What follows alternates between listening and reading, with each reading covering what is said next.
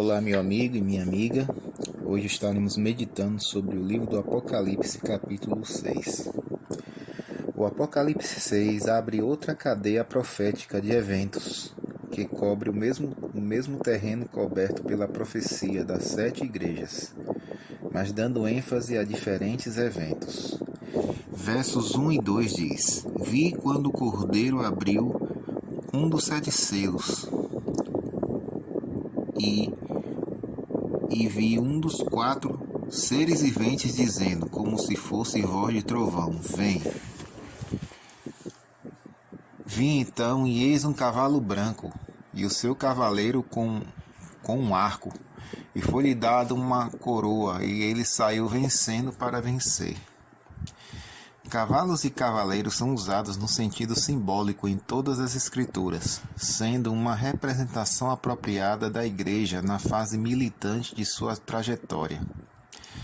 Um lamento é pronunciado sobre os que confiam nos cavaleiros, porque são muito fortes. E é dito sobre o rei da Babilônia que seus cavalos são mais ligeiros do que as águias. Jeremias 4, verso 13.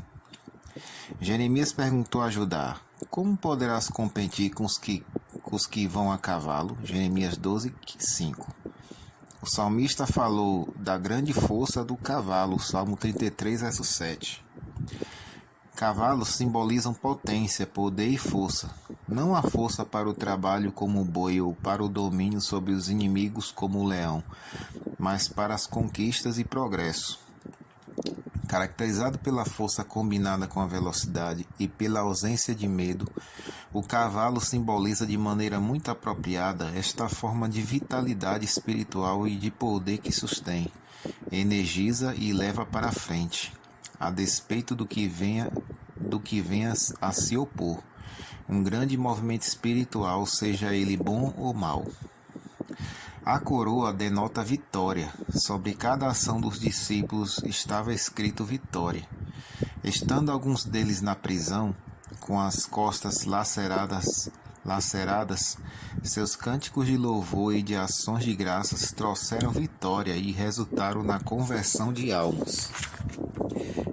Pedro foi sentenciado à morte e trancado na prisão, mas a sua última noite na prisão foi de vitória, pois o anjo do Senhor trouxe livramento.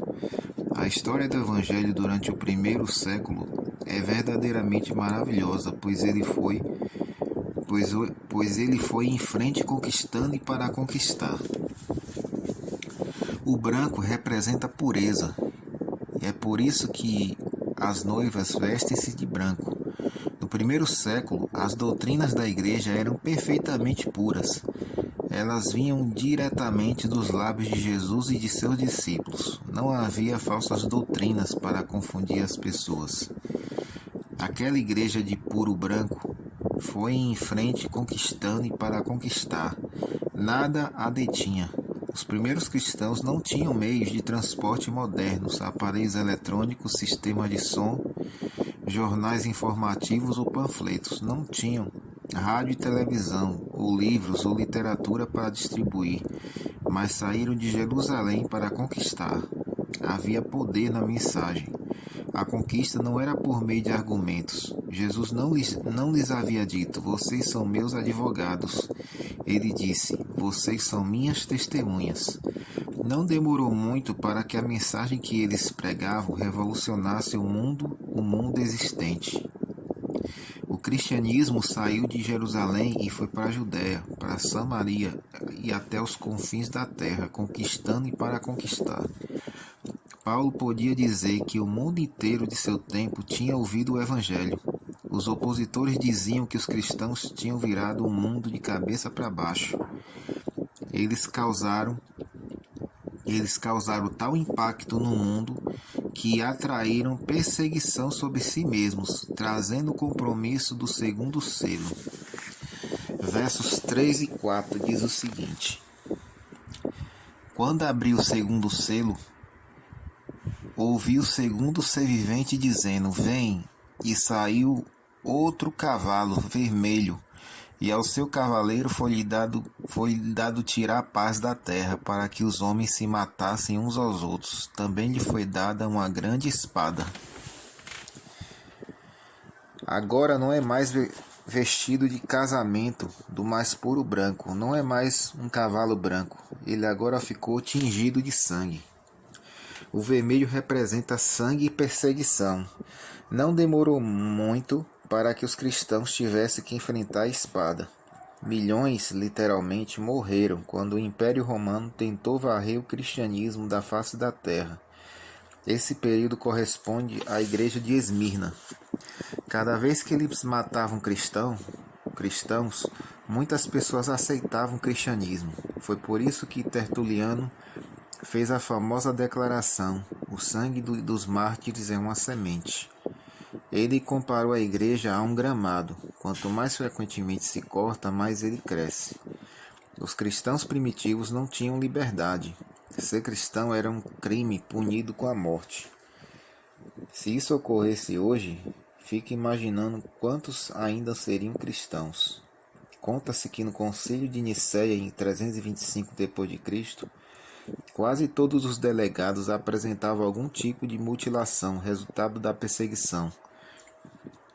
A alguns faltava uma perna, a outros faltava um braço e ainda a outros um olho. Todos ostentavam alguma marca da perseguição. O tempo do cavalo vermelho foi o tempo em que os pagãos perseguiram os cristãos, mas não seria sempre assim. Versos 5 e 6 diz o seguinte: quando abriu o terceiro selo, ouvi o terceiro ser vivente dizendo: vem. Então vi, e eis um cavalo preto, e o seu cavaleiro com a balança na mão. E ouvi uma como que voz no meio dos 4 seres viventes, dizendo: uma medida de trigo por 1 denário, 3 medidas de cevada por 1 denário, e não danifiques o azeite e o vinho. Do branco para o vermelho, e agora do vermelho para o preto. Chegamos ao tempo de Constantino, que dizia ter visto o sinal da cruz no céu, e ouvido uma voz falar: em nome deste sinal conquiste. E foi assim que ele aceitou nominalmente o cristianismo.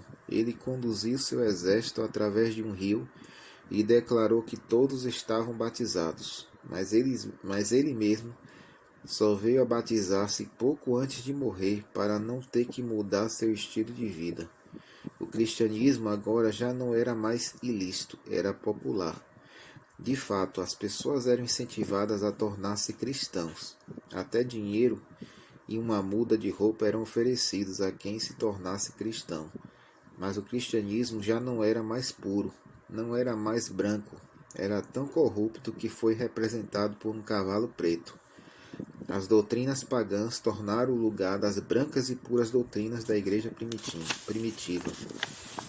Infelizmente, ao longo do tempo, em vez de a igreja virar o mundo de cabeça para baixo, foi o mundo que virou a igreja de cabeça para baixo. Foi durante esse período que a igreja começou a dominar o Estado ou o governo, e agora não são mais os pagãos que perseguem os cristãos, são os cristãos que passam a perseguir os pagãos. Uma balança. Nesta visão, João viu uma balança na mão do cavaleiro, uma medida de trigo por 1 dinheiro e 3 medidas de cevada por 1 dinheiro. Deus havia ordenado que o pão da vida devia ser de graça, mas agora estava sendo vendido. A religião tornou-se um negócio, e em muitos casos até hoje ela é um grande negócio. Pessoas e igrejas estão usando a palavra de Deus para ganhar dinheiro. Essa é a nossa primeira parte da nossa reflexão. Que Deus abençoe.